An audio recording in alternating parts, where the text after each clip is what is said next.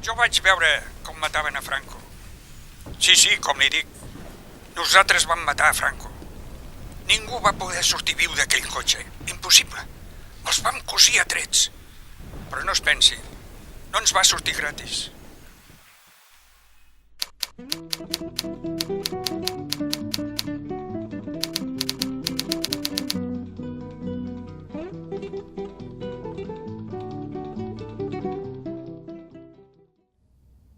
Any 1938. Espanya es trobava immersa en plena guerra civil. Concretament, en una de les batalles més importants i decisives que es va produir durant el conflicte. La batalla de l'Ebre va ser, sense dubte, un dels episodis més intensos de la Guerra Civil espanyola. Basada en una estratègia de desgast, la batalla de l'Ebre va suposar la derrota definitiva de Catalunya i també de l'exèrcit republicà. Cal tenir present que la batalla de l'Ebre té una importància a nivell estatal, però també té una forta implicació a nivell europeu. És el primer conflicte en què s'enfronten els dos bàndols de la Segona Guerra Mundial. Aquests dos bàndols que s'enfronten a l'Ebre i l'armament que hi utilitzen és un assaig del que serà el segon gran conflicte bèl·lic a escala global. Durant la batalla de l'Ebre, el govern republicà intentava demostrar als estats europeus que encara era una república viva que podia lluitar contra el feixisme.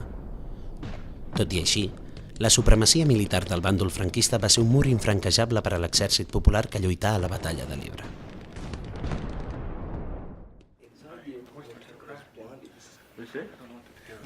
L'agost de l'any 1938, l'exèrcit republicà es va preparar per a noves contraofensives per part de l'exèrcit feixista. És per això que el dia 18 d'agost es va produir una reunió entre els caps de l'exèrcit republicà que es trobaven al front de l'Ebre. Una reunió on hi havia els caps militars, Rojo, Modesto i Tagüeño, i d'alguna manera era tota la plana major d'aquests moments que podia haver a la batalla de l'Ebre. A més hi havia l'Íster, hi havia altres militars, i era una reunió que se li comunica a Tagüeño que es prepari a la seva part per al seu cos d'exèrcit, perquè hi haurà una contraofensiva a la seva banda. Han vist moviments de tropes des de Pàndols a la zona de Villalba i que es prepari. A la reunió es va parlar de com afrontar aquella nova contraofensiva, però també van sorgir altres estratègies que podrien posar punt i final a la llarga batalla. Pocs coneixen la veritat sobre aquella trobada, però encara hi ha testimonis que van viure en primera persona tots els fets que es van produir després. Vaig conèixer el senyor Josep Domènech al juny de l'any 2011. Va ser gràcies a una activitat que l'Institut de Flix, on soc professora, realitza a la residència d'avis del poble. És unes jornades que organitzem on fem una trobada entre iaios i alumnes, i allí, de pura casualitat, vaig escoltar la conversa que el senyor Josep tenia amb una infermera. I estava explicant lo típic, les batalletes, diríem que normalment sol explicar la gent gran. En principi no li vaig prestar atenció, però aquell senyor ho explicava d'una manera curiosa, se'l veia com a molt encaparrat en què li fessis cas, en voler explicar tots aquells fets. I això, en principi, va cridar una mica l'atenció, però bé, en principi em deixava, deu ser el típic conte que explica la gent gran. A mi ningú em va obligar a anar a la guerra. Vaig anar-hi de voluntari. Els ideals van poder més que la meva raó. A l'Ebre hi vaig arribar amb la 13 brigada de la 35 Divisió Internacional. Però no es pensi que la majoria érem espanyols. Els internacionals sempre s'han portat la glòria, però li asseguro que els d'aquí també tenen la sang roja. En un primer moment me pensava que s'ho inventava tot, però després, conforme anava explicant, resulta que deia dades com a molt concretes. Ell parlava de llocs, de noms, de càrrecs, que se suposava que això una persona qualsevol no ho sap. I allò és el que em va cridar una mica l'atenció. Què vaig decidir llavors? Doncs llavors vaig decidir demanar-li de fer una entrevista. Vam fer una entrevista gravada, evidentment, i quan ja la vaig tindre enregistrada, la vaig escoltar diverses vegades, i cada vegada la curiositat va anar augmentant. De tal manera que me vaig proposar intentar esbrinar si hi havia alguna de veritat en aquella història. Jo feia d'enllaç, de recader. Lo meu sempre havia estat de fer de recader. Ara li explicaré. Com que coneixia el terreny, també em van fer anar amb algun escamot de reconeixement abans de que comencés la batalla de l'Ebre. Anàvem a espiar com estaven col·locats els franquistes. Molta feina vam fer.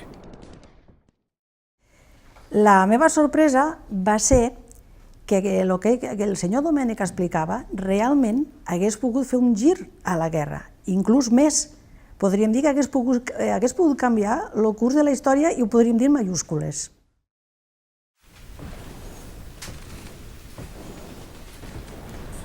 Un dia, al campament de Tagüenya, a la serra de la Fatarella, em van donar un despatx que l'havia de portar a un lloc on el camí que baixa de la Fatarella a Flix es creua amb el camí que puja d'Escó a Riba-roja. Quan hi vaig arribar, m'estava esperant el tinent, que em va dir: ¿Tú eres Josep Domènech Cortiella? Sí. Pues que sepas que te has presentado voluntario a mi unidad. Desde ahora no vas a separarte de mí. Serás mi sombra. Lo que oigas y veas no se lo vas a contar y decir a nadie. ¡A nadie! Si no, te corto la lengua y los huevos. Vam començar bé. De seguida me'n vaig adonar que aquella quadrilla no eren soldats normals. I miri, me'n recordo com si fos ahir. Se'm va gelar la sang. Durant la batalla de l'Ebre, l'exèrcit republicà comptava amb diversos cossos d'operacions especials. Algunes d'aquestes unitats s'encarregaven de recopilar informació sobre el bàndol enemic i les altres s'especialitzaven en dur a terme operacions militars. Aquestes unitats eren unitats de combat que s'infiltraven en territori enemic i feien fonamentalment tasques de sabotatge, accions de sabotatge. Se coneix, principalment les accions de sabotatge se feien a les vies de comunicació i a llocs logístics de l'enemic. Se coneix, està documentat, per exemple, que van efectuar tasques de sabotatge a les línies del ferrocarril, concretament al ferrocarril de la vall de Zafán, que és un ferrocarril que en aquell moment encara està actiu i on arribaven tropes d'altres fronts. També són molt nombroses les accions que feien sobre carreteres. En aquest cas, se té coneixement d'algunes operacions, moltes d'elles fallides, però de bastantes operacions a lo que eren els nusos de comunicació, carreteres importants, com per exemple la carretera que va de Calaceit a Gandesa.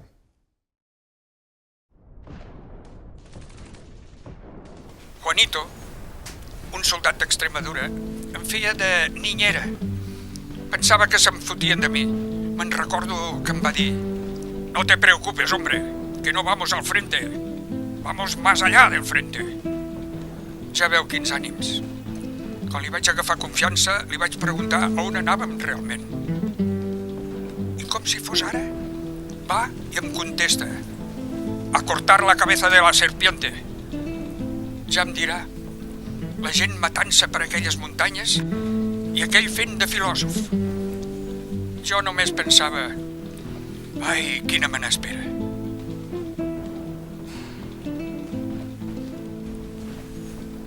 Després de caminar tota la nit, vam descansar davall d'uns olivers.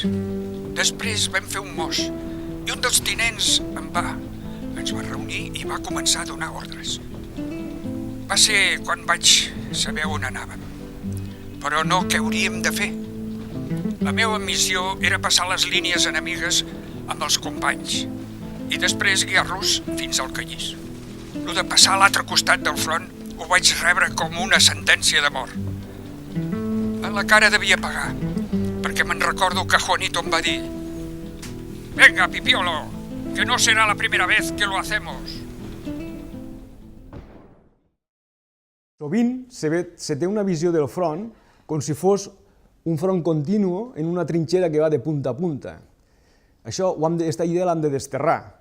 De fet, el que predomina a la batalla de l'Ebre és un sistema de front on l'important són les elevacions, el que s'anomenen cotes. Se trien elevacions sobre el terreny, elevacions que dominen un ampli terreny, i aquestes elevacions, aquestes cotes, se fortifiquen. Llavors, no hi ha continuïtat, sí que hi ha continuïtat visual, sí que hi ha continuïtat de foc, és a dir, entre una cota i una altra se batia tota la plana que hi havia davant i pel costat. Al Tardet vam arribar al Canyís. Allí al final vaig saber quina era la nostra missió. Ni més ni menys que buscar el quartel del Generalíssimo. Juanito semblava que esperés la meva reacció per fotre-se'n de mi. I quan em va veure la cara que em va dir: «¿Qué, Pipiolo? ¿Ya sabes a qué serpiente le cortaremos la cabeza?» Ja es pot imaginar la por que tenia. No m'ho pensava que sortiria viu.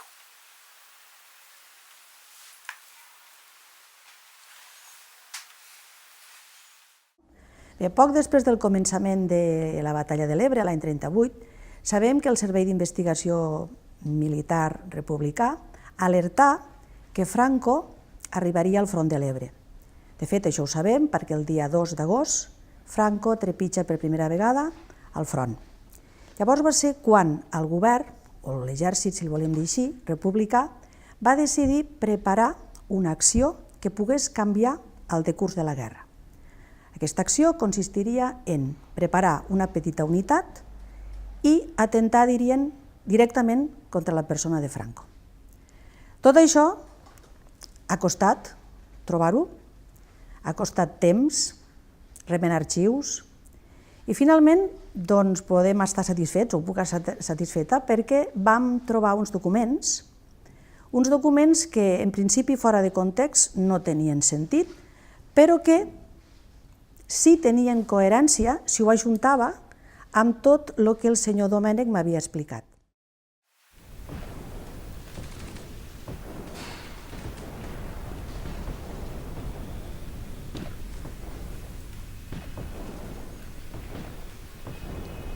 Al final vam trobar allí on s'amagava Franco. Però no es pensi que allò eren 4 tendetes, Allò era un fortí, en alambrades, la Guàrdia Mora i tota la pesca. A mi em semblava que 4 penjats com nosaltres no podien fer ni pessigolles allí. Durant la Guerra Civil, Franco es va envoltar del seu estat major, el qual s'anomenava Cuartel General del Generalísimo. Aquesta caserna es va desplaçar a diferents fronts de guerra durant el conflicte i quan ho feia adoptava el nom en clau de Terminus. Hi ha documentació que constata que, al front de l'Ebre, el quartel general va estar instal·lat al Canyís, al quilòmetre 3 de la carretera que va des d'aquesta població fins a Faió. Cal tenir present que la batalla de l'Ebre, en general, pot ser considerada com l'últim intent republicà per donar un cop d'efecte a la Guerra Civil. La batalla de l'Ebre no va anar mai a favor de l'exèrcit republicà i, per tant, el fet que Franco trepitgés l'Ebre i planegessin un atemptat contra la seva persona podia ser una activitat que donés un cop molt important i que capgirés el curs de la batalla. Un atac en aquell cau de llops hagués sigut un suïcidi. Però aviat vam veure que Franco sortia sovint del cau. I en aquests viatges és quan estava més desprotegit. La qüestió era triar algun lloc on no es pogués escapar. Un puntet, per exemple, carregar-lo de dinamita i pum, a prendre pel sac. Concretament, aquests papers parlaven o eren una ordre d'operacions on es parlava de que es preparava una petita unitat formada per 3 grups i allí es detallava o més o menys s'explicava les accions, la missió que s'hauria de dur a terme. Concretament, aquesta ordre d'operacions està datada del setembre de l'any 38. En què consistia el pla inicial? Doncs el pla inicial era atentar contra la figura de Franco al camí durant el trajecte que ell feia normalment diàriament entre el Canyís, on tenia el lloc de comandament, i al front, és a dir, més o menys al Coll del Moro. La veritat és que tot anava millor del que m'havia imaginat. Nosaltres havíem passat desapercebuts, però igualment no tot van ser flors i violes.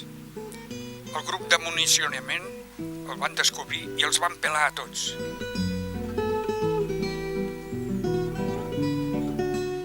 La mort dels nostres companys em va caure com una jarra d'aigua freda.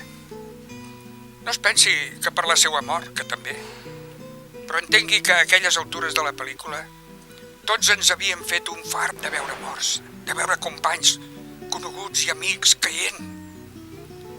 Clar que t'afectava, però fins i tot pensaves, encara sort que no he sigut jo. Llavors, què va succeir? Els plans se'n van anar malament perquè els requeters van descobrir el grup que portava els explosius. Llavors, i sempre segons les paraules del senyor Josep, doncs la resta de soldats que van quedar van decidir continuar l'acció. Allò s'havia de dur a terme i per tant ells van continuar endavant i van canviar d'estratègia. L'acció era molt més perillosa, però van decidir dur-la a terme. Com li deia, el que ens va enfonsar va ser que ja no teníem explosiu per fer volar el pardal. Però vam voler continuar endavant i vam decidir que l'hauríem d'enganxar en un foc creuat. Ja n'estava fart d'esperar. Semblava com si el dia que havíem triat era precisament el dia que Franco no sortia de la cova. Havíem triat un pany de carretera, flanquejat per dos petites cotes, a banda i a banda, sense estar enfrontades. Des d'allí es veia un gran tros de carretera, amunt i avall. Allí vam fixar les dues posicions de tiro i esperar. A mi em van ficar amb un grup de la banda de Catalunya, segons em van dir, i no anaven desencaminats. Era el que tenia més possibilitats de fugir si la cosa anava malament. De cop, els de la banda d'Aragó ens van fer senyes. Allò volia dir que ja venia. Li asseguro que aquell cotxe no va sortir ningú viu. El van fregir a tiros i Franco anava dins. Jo el vaig veure. Li asseguro, com ara la veig a vostè, cregui'm.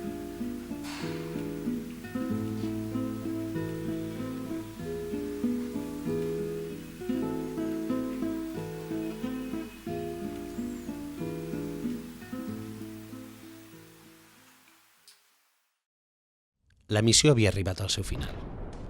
Els soldats havien assolit el seu objectiu. Però Franco no es desplaçava sol i la guàrdia del Generalíssimo va respondre atacant els autors d'aquell atemptat.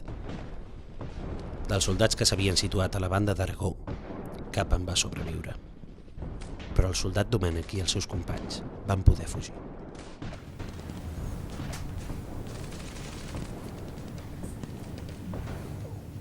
Una altra vegada a la trinxera ens vam retrobar amb el tinent, el que ens va preparar l'operació. Allí, davant de Manolito, vam donar les novetats, orgullosos, fins que el tinent ens va dir que Franco estava a Burgos, presidint el nou govern. Aquella bala no em va matar, però em va traspassar el cor per sempre més. Li asseguro que jo l'havia vist mort, molt mort. Si contáis a alguien algo de esto, no me temblará el pulso para fusilaros. Aquesta va ser la medalla que ens va penjar el tinent. I mai més vaig veure a Martín i a Juanito, però sempre vaig fer cas de les seues paraules. Sobrevive!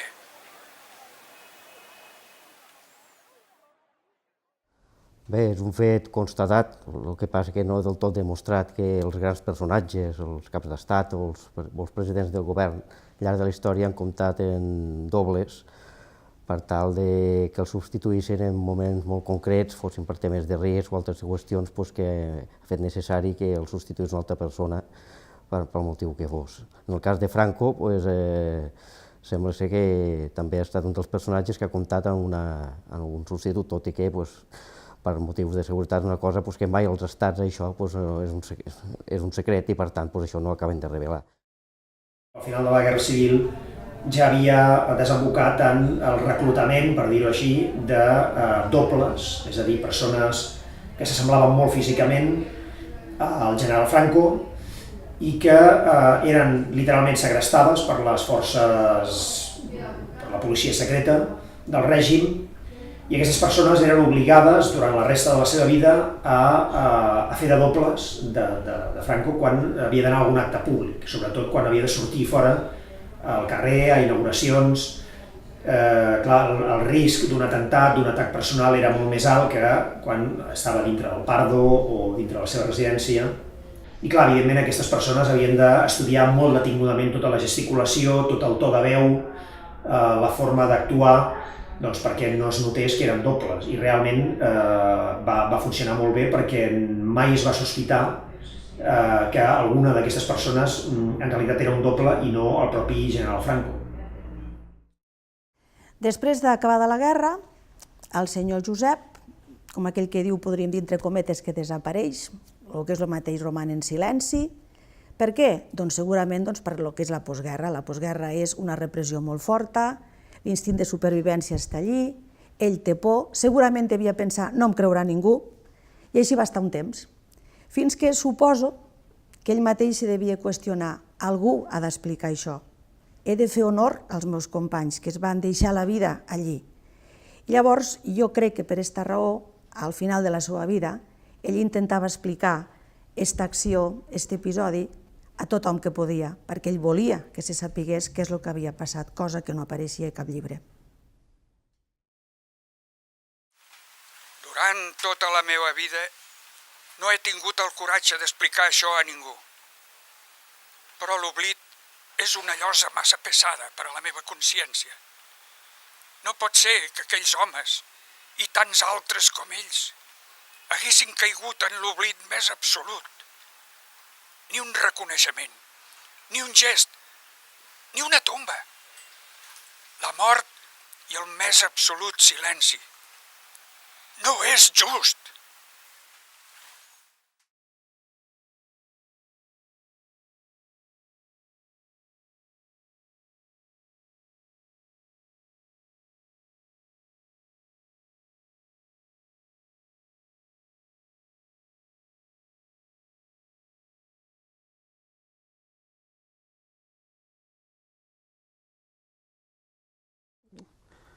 L'he donat moltes vegades la meva opinió sobre la memòria històrica i la veritat és que crec que s'està recuperant per la labor altruista i sense ànim de lucre de molta gent com a nosaltres que des de fa més de 40 anys estem recuperant la memòria dels abuelos, la memòria del terreny i tot això. La memòria històrica a nivell administratiu o estatal o governamental, com vulguis dir-li, per mi és un desastre. És partidista, els que han estat fent alguna cosa sobre la memòria històrica només han anat a lucrar-se. Jo no ho hem sofert nosaltres de pròpia carn perquè quan vam ocorrir la idea de fer el museu vam demanar ajudes per tot perquè estava vigent la llei de memòria històrica, estava vigent la llei en Aragó de la marca de memòria i pensàvem ignorants de que ens tirarien una mà, no? I la mà si ens descuidem ens foten al coll per no dir res. I ho hem tingut que fer a base d'una sèrie de voluntaris que, sense demanar res i intentant no passar-ho bé, han fet aquest museu.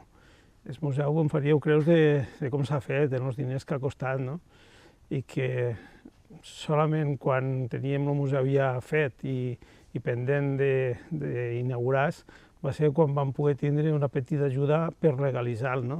Per fer els projectes que es van fer tots després d'haver fet el museu. O sigui que la meva opinió és una mica crítica. Tot això porta també a parlar de la memòria històrica. una memòria històrica de que també és una vergonya que després de 40 anys de la mort del dictador, després de la Constitució de l'any 78, de la recuperació de les suposades llibertats de l'entrada d'Europa, que encara s'hagi de parlar d'una situació tan dramàtica com va ser la Guerra Civil i la postguerra, i que no s'hagi fet encara justícia entre les víctimes del feixisme. A vegades, en entrevistes o en treballs de recerca, he trobat que la valoració de la gent de Móra d'Ebre del paper de la Direcció General de Regiones Devastades o de la feina que va fer és molt positiva. Jo entenc que, evidentment, efectivament van portar a terme unes obres, entenc que es pugui veure d'una forma positiva, però aquest és un dels exemples on es nota el paper que ha jugat el franquisme a l'hora d'explicar la història, perquè és impossible explicar d'una manera positiva exclusivament la reconstrucció d'unes infraestructures quan 4 anys o 5 aquest franquisme era el que a través de la maquinària de guerra facilitada pels italians i els alemanys estava bombardejant les poblacions. Per tant, veure com a positiva la reconstrucció d'unes infraestructures per part de qui ha contribuït a destruir-les és un d'aquests exemples que penso que demostren que cal donar moltes veus i que molts agents diferents expliquin la història. Sobre la memòria històrica, la veritat és que, tot i que la llei del 2007 que es va fer de recuperació tira endavant, jo crec que és obligatori fer-ho, que és necessari, que hi ha molta gent que voldria saber què va passar amb els seus iaios, reiaios. Hi ha gent que està fent una bona tasca, crec, per exemple, és d'elogiar la tasca que fan els del Banc de l'ADN, però jo crec que tots podem fer memòria històrica en un documental, a l'institut, fent xerrades, fent trobades, fent les recreacions, com la que es fa aquí a Flix, per exemple, sobre la batalla de l'Ebre. És a dir, tot ajuda i tots ho hem de fer.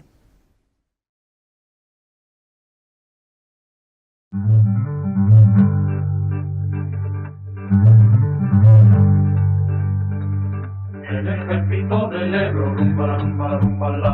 El ejército del Ebro, rumba, rumba, rumba, la. Una noche el río pasó, ay Carmela, ay Carmela. Una noche el río pasó, ay Carmela, ay Carmela. Pero nada pueden bombas, rumba, la, rumba, la, rumba, la. Pero nada pueden bombas, rumba, la, rumba, la, rumba, la. Donde sobra corazón, ay Carmela, ay Carmela. Donde sobra corazón, ay Carmela, ay Carmela. Contraataques muy rabiosos, rumba, rumba, rumba, la. Contraataques muy rabiosos, rumba, rumba, rumba, la. Deberemos resistir, ay Carmela, ay Carmela. Deberemos resistir, ay Carmela, ay Carmela. Pero igual que combatimos, rumba, rumba, rumba, la. Pero igual que combatimos, rumba, rumba, rumba, la. Prometemos resistir, ay Carmela, ay Carmela. Prometemos resistir, ay Carmela, ay Carmela.